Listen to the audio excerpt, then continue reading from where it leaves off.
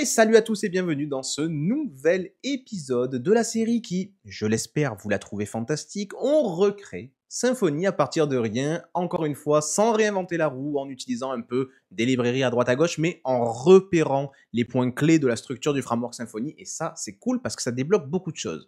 Alors pour ceux qui ne savent pas où ils sont tombés, encore une fois, je suis Dior Chamla, développeur et formateur.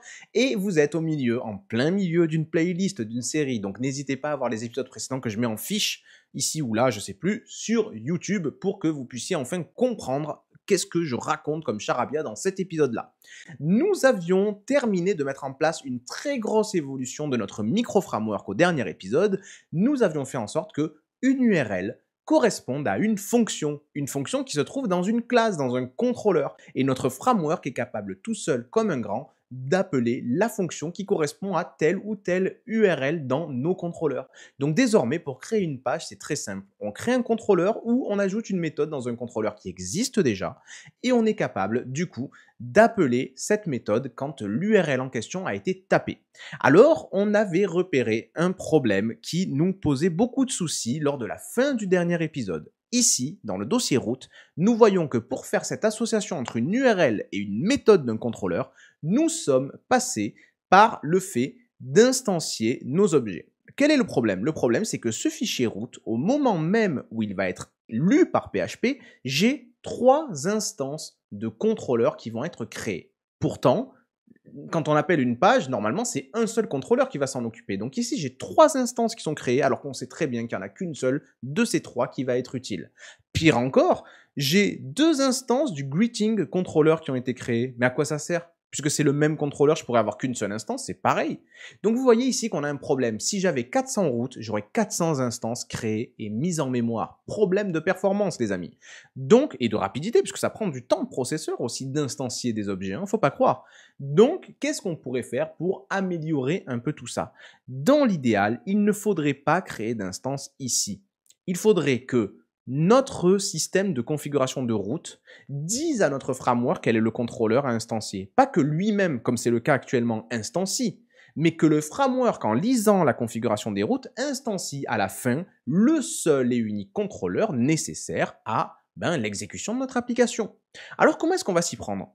Regardez, je vais encore une fois revenir dans mon index.php pour reparler avec notre ami l'URL matcher. Vous savez, l'URL matcher, c'est celui qui, en fonction de l'URL tapée par le visiteur, va aller voir quelle est la route qui est concernée et quelles sont les infos qu'on a sur cette route.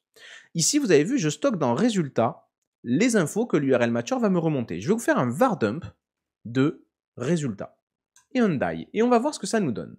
Si je vais appeler maintenant la route, par exemple, slash à propos, on me dit, c'est la route qui s'appelle CMS About, ok. Et regarde, on a une donnée contrôleur qui est tout simplement un tableau avec une instance et une méthode. Bon, c'est notre callable, notre fameux callable, c'est ce qui va nous permettre de l'appeler. En fait, c'est la méthode qu'on veut appeler. Très bien. Alors imaginons la chose suivante. Ce que je pourrais faire, c'est remplacer ici les contrôleurs non pas par des instances de contrôleurs, mais simplement par des chaînes de caractères. Regardez, si je viens par exemple ici sur CMS About, au lieu de commencer à m'emmerder à instancier des contrôleurs, etc., ce que je pourrais faire, c'est donner l'équivalent de ces informations à mon framework pour que lui-même ensuite crée ce même callable. Alors de quoi on a besoin? On a besoin du nom de la méthode qu'on veut appeler et bien sûr du nom de la classe qu'on veut instancier. Alors, ce que je pourrais très bien faire ici, c'est me faire une chaîne de caractères, par exemple. Hein. Je vais dire ici en tout premier lieu, voilà, j'aurai besoin de la classe app controller page controller, voilà. Et sur cette classe, là je vais mettre ici 2 points, mais c'est complètement arbitraire. J'aurais pu mettre un underscore, j'aurais pu mettre un arrobas comme dans Laravel, j'aurais pu mettre ce que je veux. Donc d'ailleurs, partons sur l'arrobas et je vais dire sur cette classe, je veux appeler la méthode about. Alors regardez maintenant, quand mon URL matcher va voir l'URL à propos, qu'est-ce qu'il va me remonter comme information? Il va me dire c'est la route CMS about. Et le contrôleur, l'info contrôleur, c'est juste une chaîne de caractères. Attention, une chaîne de caractères, c'est pas appelable, c'est juste une phrase, d'accord? Maintenant, ce que je vais pouvoir faire, c'est qu'au niveau de mon framework ici, je vais pouvoir faire la chose suivante. Vous êtes d'accord qu'ici, dans résultat, nous avons quelque chose comme ça. Hein. Nous avons un truc qui s'appelle underscore controller et qui est une chaîne de caractères qui est celle-ci. App, controller, c'était page controller, et qu'il y a un arrobas ici, avec ensuite le nom de la méthode. Qu'est-ce que j'ai envie de faire, moi, les amis? J'ai envie d'avoir d'un côté la classe que je dois instancier, et d'un autre côté, j'ai envie d'avoir la méthode que je veux appeler. D'accord? Est-ce qu'on est bien clair là-dessus? Alors, comment est-ce que dans cette chaîne de caractères, je pourrais choper la classe que je veux appeler? Bah, vous l'avez tout de suite vu. C'est tout ce qui vient avant le arrobas. Tout ce qui vient avant le arrobas, c'est le nom de la classe que je veux instancier. Et tout ce qui vient après le arrobas, c'est le nom de la méthode que je veux appeler, tout simplement. Donc, le nom de la classe que je dois instancier, c'est facile. Je vais dire class name, c'est égal à résultat, qui a une donnée qui s'appelle underscore controller, qui représente cette phrase-là, rappelez-vous. Et ce que je peux faire, c'est prendre simplement substr, donc la sous-partie de cette phrase, de 0, donc en partant d'ici, là, du A, jusqu'au arrobas. Donc je vais dire jusqu'à strpost de dans résultat underscore controller, je cherche le arrobas, tout simplement. OK? Donc, je reprends. Je vais prendre la sous-partie de la phrase résultat contrôleur en partant de 0 et en allant jusqu'au moment où je trouve un arrobas. C'est aussi bête que ça. Faisons ici un var dump de ce que j'ai mis dans class name. On va voir ce que ça donne. Hop, on va sauvegarder et on va actualiser. Et on retrouve bien ici le nom de ma classe app controller, page controller. Magique. Ensuite, maintenant, je dois trouver aussi le nom de la méthode. Alors, le nom de la méthode, c'est tout aussi con. C'est tout ce qui vient après le arrobas. Donc là, je vais faire exactement la même chose. Le nom de la méthode, donc je vais appeler ça méthode name. Ça va être égal à substr dans résultat crochet underscore controller. Je vais le mettre à la ligne, hein, comme tout à l'heure. Donc, résultat crochet underscore controller. Je veux partir de la position du arrobas, en fait. Donc, strpose, je cherche dans résultat underscore controller. Hop, je cherche ici l'arrobas. Je vais y arriver, excusez-moi. OK. Et je vais rajouter un caractère. Et puis, je vais aller jusqu'à la fin. Donc, je vais faire ici, hop, ça, je vais remettre comme ça. Je cherche la sous-phrase dans résultat controller qui part du arrobas plus 1 et qui va jusqu'à la fin. Faisons un var dump de méthode name. Donc là, j'espère que vous comprenez, hein, c'est quand même très simple. J'ai une phrase ici, d'accord, que j'ai mis dans ma configuration de la route. J'ai dit l'URL à propos, il faudra appeler ça. Donc j'ai une phrase. Ici, dans l'index, ce que je fais, c'est que grâce à l'arrobas, j'arrive à prendre d'un côté le nom de la classe que je vais instancier, de l'autre côté le nom de la méthode. Donc faisons un test pour voir ce que ça donne. Je vais actualiser. J'ai bien la classe app-controller, page-controller et sa méthode about. C'est ça que je veux appeler, les amis. Alors maintenant, qu'est-ce que je peux faire? J'ai le nom de la classe à instancier. J'ai le nom de la méthode à appeler. Ben, ce que je vais pouvoir faire, les amis, c'est que je vais pouvoir créer un collable. Rappelez-vous, c'est quoi un collable? Un collable, c'est un tableau dont le premier élément, c'est une instance d'un objet et le deuxième élément, eh bien, c'est la méthode que je vais appeler dessus. Donc, ce qu'on va pouvoir faire ici, c'est dire collable, c'est égal, ou même pourquoi pas, tant qu'à faire, soyons logiques jusqu'au bout, contrôleur, c'est égal à un crochet qui aura un new, et là je vais mettre ma variable class name, ok? Bah oui, si class name contient le nom d'une classe, new class name, ça me crée une instance de cette classe-là. Et en deuxième, je vais mettre méthode name, tout simplement. Et donc ici, je me suis bien créé ici un collable. Voilà mon collable. Voilà mon collable. Et ce collable, les amis, eh bien, j'ai tout à fait la possibilité de le passer à la fonction callUserFunc. Donc, ce que je vais faire ici, regardez, c'est plutôt que d'appeler résultat underscore controller, je vais appeler mon contrôleur, c'est-à-dire le collable ici qui est là, tout simplement. Je vais sauvegarder et on va voir si ça marche. Je vais actualiser ma page à propos. Ça marche parfaitement bien. Alors, est-ce qu'on a réussi à régler notre problème? Eh bien oui, puisque, rappelez-vous, le problème c'était que dans mon fichier de route, je créais des instances d'objets dont je n'avais pas besoin. Désormais, si je remplace à chaque fois ces trucs-là par des chaînes de caractères, donc regardez ici en fait, on va remplacer tout ça par une chaîne de caractères, n'oubliez pas, c'est nom de la classe que l'on veut appeler, arrobas, nom de la méthode que l'on veut appeler. Et je vais faire pareil partout, hop, nom de la classe que l'on veut appeler, arrobas, nom de la méthode que l'on veut appeler. Et voilà, ici les amis, nous avons remplacé des créations d'instances d'objets, donc des créations d'instances de classes, des créations d'objets dans la mémoire par de simples chaînes de caractères. Le fichier root ici n'instancie plus de contrôleurs. Il n'y a plus de contrôleurs qui sont instanciés ici. Par contre, l'index se sert de ces chaînes de caractères pour découvrir quel est le contrôleur à instancier et quelle est la méthode à appeler. Donc voilà à quoi va ressembler le code de mon index. Ce que je peux faire pour un peu plus de cohérence ici, c'est remonter la gestion des attributs de la request juste en dessous du résultat ici. Voilà, tout simplement, on peut faire ça comme ça. Et là, on constate que tout est OK, ça a l'air de fonctionner correctement. Magique, voyons voir un peu les autres URL. /hello, ça marche. /hello, /lior, ça marche. Et enfin, bien sûr, toujours le dernier petit test, /by, magique. Ça marche parfaitement bien. Alors bien sûr, on va quand même un peu organiser ça. Ça, je pourrais le refactoriser dans des fonctions à part. Je ne vais pas laisser ça en plein milieu. Mais surtout, ce que je vais vous dire, c'est que ça va nous permettre de découvrir une autre librairie qui nous vient de nos amis Symfony. Si vous allez dans le tutoriel dont vous avez le lien en description, vous allez voir qu'on a une partie sur le HTTP kernel component. Et ici, ils vont nous raconter qu'il existe une librairie qui va nous permettre d'aller beaucoup plus simplement dans ce genre de choses. Cette librairie, elle s'appelle Symfony HTTP kernel. Et dans cette librairie, on retrouve une classe qui s'appelle le contrôleur resolver. Alors le contrôleur resolver, à quoi il va nous servir? Eh bien, ils vont nous en parler tout au long de ce tutoriel et je vous propose qu'on lise ensemble et qu'on décrypte les choses. Nous allons commencer par installer en faisant un composer require Symfony HTTP-kernel. Nous allons installer cette librairie. On va donc se rendre ici dans notre console, Composer require Symfony HTTP kernel et on va laisser Composer bien tout simplement télécharger l'ensemble des dépendances qui sont nécessaires. Bon, maintenant que c'est fait, on est parti, on va pouvoir travailler, on va regarder un peu ce qu'ils nous disent dans le tuto. Dans le tuto, on nous dit que le composant HTTP kernel a plein de fonctionnalités intéressantes. Mais ce dont on a besoin maintenant, c'est le contrôleur resolver et l'argument resolver. Alors là, vraiment, ça va vous exploser le cerveau, ça va vous faire comprendre tout d'un coup, pour les débutants surtout, comment ça marche Symfony vraiment. Alors, le contrôleur resolver, en gros, il sait déterminer quel est le contrôleur, sous-entendu quelle est la méthode d'une classe contrôleur que l'on veut exécuter. Et l'argument resolver, son but à lui, c'est de savoir quels sont les paramètres dont la méthode a besoin pour être appelée. Magnifique. Alors, comment ça va fonctionner? On va voir un peu tout ça.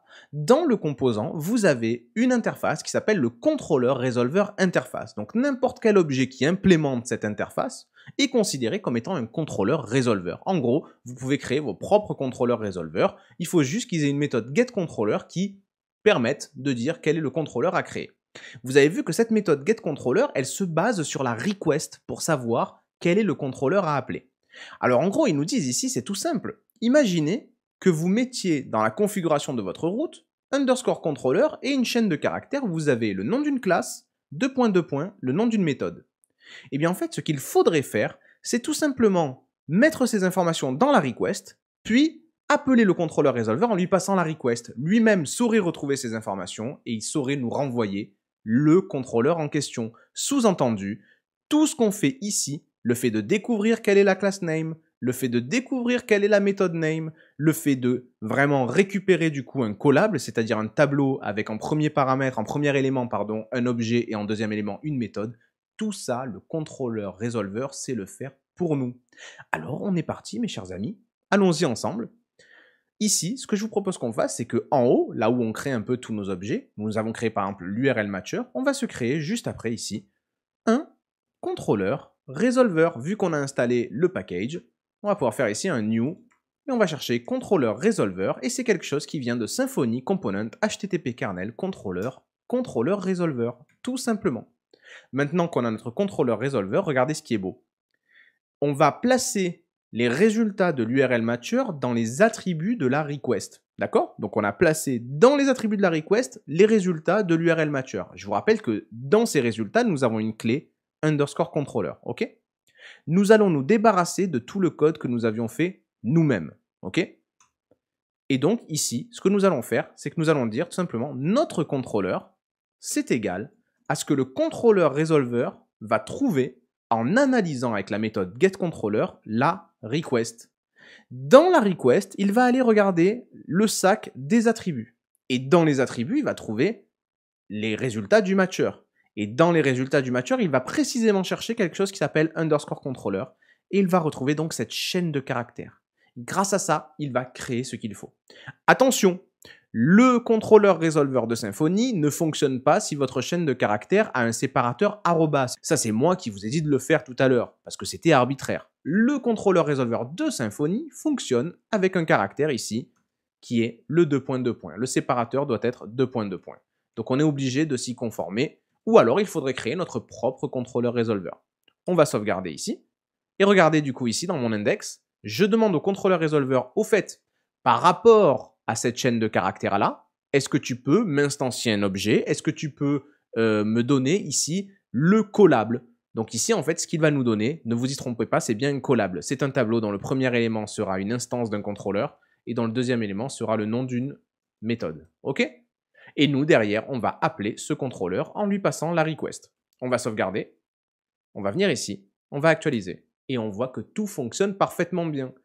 Donc ici, le contrôleur résolveur nous a fait gagner beaucoup de temps au niveau de comment je fais pour trouver, il est où mon arroba, c'est la position et tout ça. C'est terminé, on se fait pas chier, le contrôleur résolveur nous permet de le faire. Alors maintenant, on va continuer de suivre le tuto, vous allez voir quelque chose d'encore plus sympa à découvrir. Donc on nous dit bien que le contrôleur résolveur va pouvoir lire l'attribut underscore controller qui se trouve dans les attributs de la request. Donc on prend ce que l'URL matcher nous donne, on le met dans les attributs de la request, on passe la request au contrôleur résolveur, tout ça se démerde, il n'y a pas de problème. Et maintenant on va discuter de l'argument résolveur. Alors ça c'est une blague. Donc voyons comment les arguments peuvent être devinés. Parce que nous jusque-là, regardez, nos méthodes, si je prends par exemple mon greeting controller ici, nos méthodes ici de mon greeting controller, toutes nos méthodes peuvent recevoir la request. C'est normal puisque dans mon index, quand j'appelle une fonction, je lui passe toujours ici la request, vous voyez? Mais nous, on aimerait bien pouvoir faire en sorte que on puisse demander d'autres arguments ici. Par exemple, moi j'aimerais bien faire en sorte que cette ligne-là, elle ne soit plus nécessaire. J'aimerais pouvoir ici dire, j'attends qu'on me passe aussi un name. Le problème, c'est que si vous faites ça, cette fonction ne va pas marcher. Pourquoi? Parce que dans mon index, quand j'appelle la fonction, la seule chose que je lui donne, c'est la request. Je ne lui donne pas un name, d'accord? Donc ici, il va planter parce qu'il va dire, mais il manque l'argument name. Tu ne m'as pas passé l'argument name. Tu ne m'as passé que la request. Et c'est normal. Et c'est à ce problème-là que va répondre le argument résolveur. Donc ce qu'on nous dit ici, c'est quoi? C'est que l'argument résolveur, vous avez dans ce package ici une interface qui s'appelle argument résolveur interface. Vous pouvez donc créer vos propres arguments résolveur si vous le souhaitez en implémentant cette interface, qui ont une méthode getArguments. Vous lui passez une request et vous lui passez le callable, la fonction qu'on veut appeler. Et lui, par réflexion, je ferai des vidéos sur la réflexion, mais sinon sur la chaîne de GraphiCart, vous avez des tutos incroyables sur qu'est-ce que c'est que la réflexion, comment ça marche. Par réflexion, il va pouvoir analyser la fonction qu'on veut appeler et il va dire, attends, mais elle demande tel et tel paramètre. Et ce qu'il va pouvoir faire, c'est qu'il va pouvoir dire, dans les attributs de la requête, est-ce que j'ai des informations qui me permettent de donner ces paramètres-là? Et vous allez voir, c'est magique. Donc ici, on va imaginer la chose suivante. Vous avez vu ici que la méthode hello me demande de lui passer la request et elle me demande de lui passer quelque chose qui s'appelle name. Ok, continuons. Dans mon index ici, je vais venir créer un argument résolveur. Je vais appeler ça argument résolveur. C'est égal à un new argument résolveur, tout simplement. Et ici, vous avez vu que j'arrive à récupérer le callable. Ce que j'appelle contrôleur ici, c'est un callable. C'est une fonction qu'on va appeler, d'accord? Et donc, ce que je vais pouvoir faire ici, c'est dire la chose suivante. Arguments, les arguments, c'est égal à mon argument résolveur à qui je vais demander d'obtenir les arguments nécessaires. Je vais lui passer ici la request et je vais lui passer ici mon callable, mon contrôleur. Ce que va faire encore une fois la méthode getArguments, c'est qu'elle va regarder ma fonction. Je vous la montre, elle est ici. Hop. Et elle va dire, voilà, on me demande la request et on me demande le name. Alors maintenant, je vais vous dire, ce que va faire l'argument résolveur ici, c'est qu'il va aller voir dans la request si ces informations sont trouvables. Alors évidemment, si vous me dites, j'ai besoin de la request, est-ce que l'argument résolveur possède la request? Ben oui, on lui a donné. Et maintenant, si vous me dites, j'ai besoin de quelque chose qui s'appelle name, est-ce que l'argument résolveur possède, avec la request, quelque chose qui s'appelle name? Et alors là, vous allez me dire, ben non. Et pourtant, regardez, si je fais ici un var dump de request flèche attribute. D'accord? Et que je viens actualiser en mettant ici /hello /lior. Ne vous regardez pas l'erreur. Est-ce que vous voyez que dans ma request, dans ces attributs, il y a bien quelque chose qui s'appelle name? C'est ce que l'URL matcher a trouvé. L'URL matcher a trouvé des choses et rappelez-vous, ce que l'URL matcher a trouvé, nous l'avons donné dans les attributs de la request. Donc vous avez bien dans les attributs ici de la request un tableau dans ce genre-là qui a notamment un paramètre name qui vaut lior par exemple. Ok? Donc comprenez bien que quand je passe à mon argument resolver la request, dans les attributs, il y a bien le name. Et vous savez ce que va faire l'argument resolver quand il va comprendre ici qu'on a besoin de la request, mais qu'on a besoin du name, c'est qu'il va aller regarder dans les attributs de la request, est-ce qu'on trouve quelque chose qui s'appelle name? Et s'il le trouve, eh bien, il va nous rendre ici un tableau avec tout ce qu'il faut. Regardez ici, si je fais un vardum de qu'est-ce qu'il a trouvé comme argument qu'il faudrait passer à la fonction, il nous dit que ce qu'il faudrait passer à la fonction pour qu'elle puisse être appelable, c'est effectivement un objet de type request. Et c'est vrai, regardez ici, hein, je demande bien une request. Donc lui nous dit, voilà, il faudrait que tu lui passes cet objet de type request. Et plus bas, il nous dit, et il faudrait que tu lui passes lior. Et comment il a deviné que c'était lior? Parce qu'encore une fois, quand il a analysé, quand l'argument resolver a analysé la requête, il a vu que dans les attributs, il y avait quelque chose qui s'appelait name. Attention, ça ne marche qu'avec les attributs. Et donc, on est en train de comprendre quelque chose. Ici, il m'a passé finalement les arguments que je devrais passer à la fonction pour l'appeler. Alors, regardez ce qu'il nous reste à faire. Ici, call_user_func, ça va passer ici les paramètres sous la forme d'une liste. Donc ici, par exemple, il faudrait que je renvoie request, lior. Mais moi, je ne peux pas faire ça comme ça. Moi, ce que je veux passer ici, c'est les arguments. Le problème, c'est que si je mets ici $argument, il faut bien comprendre. Ici, on va appeler la fonction en lui passant un tableau en paramètres. Or, ce n'est pas ce que j'ai demandé. Moi, ce que je demande, ce n'est pas un tableau, c'est une request et un name. Regardez ici.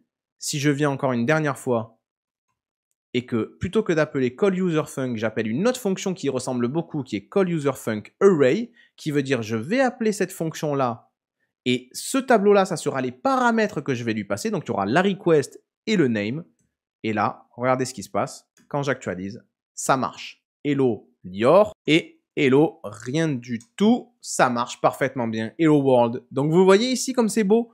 Nous avons un code ultra clair et je vais essayer de quand même refaire un récap pour être sûr d'avoir été bien pédagogue parce que c'est très compliqué à comprendre quand vous ne l'avez pas en tête. Donc en gros, nous avons une configuration des routes. Pour chaque URL, j'ai lié une chaîne de caractères avec le nom de la classe et le nom de la méthode que je voudrais appeler. Dans l'index, le contrôleur resolver va être capable en lisant cette information, underscore controller, donc cette chaîne de caractères, va être capable d'instancier cette classe et de me passer un callable avec l'instance de la classe et la méthode à appeler. Ensuite, l'argument resolver va être capable d'analyser la méthode à appeler, je vous rappelle ici que c'est celle-ci, de regarder quels sont les paramètres qui sont demandés et d'être capable, en partant de la request et de ses attributs, de me donner un tableau qui corresponde à qu'est-ce que je dois donner à cette méthode quand je vais l'appeler. Il va donc me donner d'une part la request et d'autre part le name. D'accord? Ces informations, il les a puisqu'il possède la request. On constate donc quoi? Que l'argument resolver, il est capable de nous passer n'importe quelle information du moment qu'elle est présente dans les attributs de la request ou alors du moment qu'on lui demande la request elle-même. Autre avantage, on peut très bien demander ça dans l'ordre que l'on veut. Si je veux demander uniquement le name, je peux le faire. Regardez, ça va continuer de fonctionner. Si je veux demander le name puis la request, je peux le faire aussi. Pas de problème. Je peux sauvegarder ici et je peux balancer. Ça marche parfaitement bien. Donc peu importe l'ordre, puisqu'en fait, quand l'argument resolver va analyser notre méthode ici, il va l'analyser, il va dire, bah, ok, en premier, il faut lui passer le name. Est-ce que dans les attributs de la requête, j'ai quelque chose qui s'appelle name? Si je n'ai rien, ça va planter. Si j'ai un name, qui est lior par exemple, ou word, ben, je vais te passer word. Ensuite, il faudra lui passer la request. Est-ce que j'ai une request? Bah évidemment, je suis l'argument resolver, vous m'avez passé ici même une request, donc je sais très bien lui passer la request. Il va nous donner un tableau avec les arguments à passer quand on appellera la méthode, et ici on va appeler la méthode en lui passant les arguments. Magnifique. C'est comme ça que ça fonctionne dans Symfony. C'est pour ça que dans Symfony, vous pouvez demander différentes choses au niveau des méthodes de vos contrôleurs et l'Argument Resolver va être capable de vous les donner. Alors attention, dans Symfony, l'Argument Resolver est beaucoup plus complexe que celui qu'on utilise ici, puisqu'il est capable de vous passer non pas seulement la request ou les infos de l'URL, il est aussi capable de vous passer des services, il est aussi capable de vous passer la session, bref, il est capable de vous passer beaucoup de choses. Nous ici, on reste simple, c'est uniquement la request ou une information qui est dans les attributs de la request. Et rappelez-vous toujours pourquoi name est dans les attributs de la request, parce que quand l'URL matcher a fait remonter dans les résultats le name, nous l'avons ajouté aux attributs de la request. Voilà comment on peut maintenant expliquer à tous les développeurs, écoutez les amis, quand vous avez besoin d'une page, vous allez tout simplement créer une méthode dans un contrôleur. Vous avez le droit de demander la requête ou les paramètres de la route. Puis vous allez dans les routes pour définir une route. Et alors regardez, si par exemple dans /hello/name, je rajoute un autre paramètre qui serait /age, je vais lui donner aussi une valeur par défaut, age 33, d'accord? Regardez comme c'est beau, je peux venir ici et désormais je sais très bien, je sais pertinemment que je peux demander un âge. Et si je fais un vardum de âge ici, regardez, par défaut, si j'envoie rien, ça sera 33. Mais si j'envoie ici /hello/your/55, regardez ici, j'ai bien récupéré 55. J'ai bien en fait la possibilité de demander les paramètres de mon URL directement dans les paramètres de ma méthode ici qui est appelée. J'espère que c'est bien compris pour tout le monde et j'espère aussi que pour les débutants en Symfony, ça vous a débloqué quelque chose. Voilà comment ça marche dans le framework. En fait, c'est l'Argument Resolver qui va analyser les méthodes des contrôleurs pour savoir quoi leur passer. Magnifique. Alors la dernière chose qu'on va faire dans cet épisode, c'est qu'on va un tout petit peu refactoriser, pas grand chose, juste cette partie-là. Ça ne sert à rien de créer une variable résultat qui sera utilisée qu'une seule fois juste là. Ce qu'on peut faire, c'est tout simplement dire, je prends tout ce que va me donner l'URL matcher, et je vais le rajouter dans les attributs de la request. Je fais ça comme ça. Le résultat ici, c'est une ligne de trop dont j'ai pas besoin. J'ai mon contrôleur resolver qui va me donner mon contrôleur. J'ai mon argument resolver qui va me donner les arguments à passer avec. Et puis enfin, je récupère ma réponse et je la balance grâce au send en dessous. Tout simplement. On va quand même retester un peu. Ça fonctionne. /hello/your /hello/rien, ça ne marche pas. Faites attention, oui. Virez bien le paramètre âge ici, on n'en a plus besoin. C'était juste pour l'information. Hop, ça marche parfaitement bien. On teste /by, ça marche bien. Et on teste bien sûr /a-propos. Et ça marche parfaitement bien. Bravo à tous. Donc j'espère que ce nouvel épisode vous a plu, on a bien avancé, ça commence à ressembler à du Symfony, vraiment c'est pas mal, là on a vraiment nos contrôleurs, on peut demander les paramètres d'URL en paramètres de nos méthodes, on peut demander la request, on peut vraiment se faire plaisir, vous avez vu que c'est très simple à manipuler pour le stagiaire qui arrive lundi, vraiment créer un contrôleur, créer une page, c'est créer une route, l'associer avec une chaîne de caractères à une méthode d'un contrôleur et merci. C'est très très beau. Alors, vous avez vu qu'on avance problème après problème, qu'on résout les problèmes les uns après les autres et le futur problème qu'on va résoudre dans le prochain épisode, c'est tout simplement le fait que notre framework, on va vouloir en faire une belle classe pour pouvoir avancer dans la testabilité, la possibilité de tester notre framework, de faire des tests unitaires qui soient cohérent. Jusque-là, c'est pas vraiment ce qu'on a fait. Et donc, encore une fois, si ça vous plaît cette petite série, n'hésitez pas à donner de la force, partagez les vidéos, mettez le petit pouce bleu qui fait monter la chaîne dans l'algo, partagez sur Twitter, partagez sur Facebook, partagez à vos potes. N'oubliez pas que j'ai créé ma newsletter, donc si vous avez envie de vous faire spammer avec des mails de qualité quand même, hein, où je vous envoie un peu des infos, des actualités, des conférences, des ressources intéressantes à lire, ou bien sûr je vous envoie aussi des petites réductions cadeaux exclusifs pour ceux qui sont inscrits à la newsletter, n'hésitez pas à vous y inscrire, et puis si vous trouvez que je vous spamme de trop avec 2-3 mails par semaine et que ça vous casse les bonbons, eh ben vous vous désinscrivez et on reste très bons amis, n'ayez aucun souci. N'oubliez pas non plus que vous pouvez commenter pour poser vos questions, faire des remarques, je réponds le plus souvent possible et bien sûr abonnez-vous si vous souhaitez être tenu au courant des prochaines vidéos, que ce soit dans cette série ou dans une autre. Et dans tous les cas, mes chers amis, d'ici à la prochaine vidéo ou à ce qu'on se recroise sur les réseaux sociaux, il y a les liens dans la description, ou même à ce qu'on se voit, c'est possible si on ne se fait pas reconfiner dans la vie réelle. D'ici là, n'oubliez pas les amis, développez-vous bien.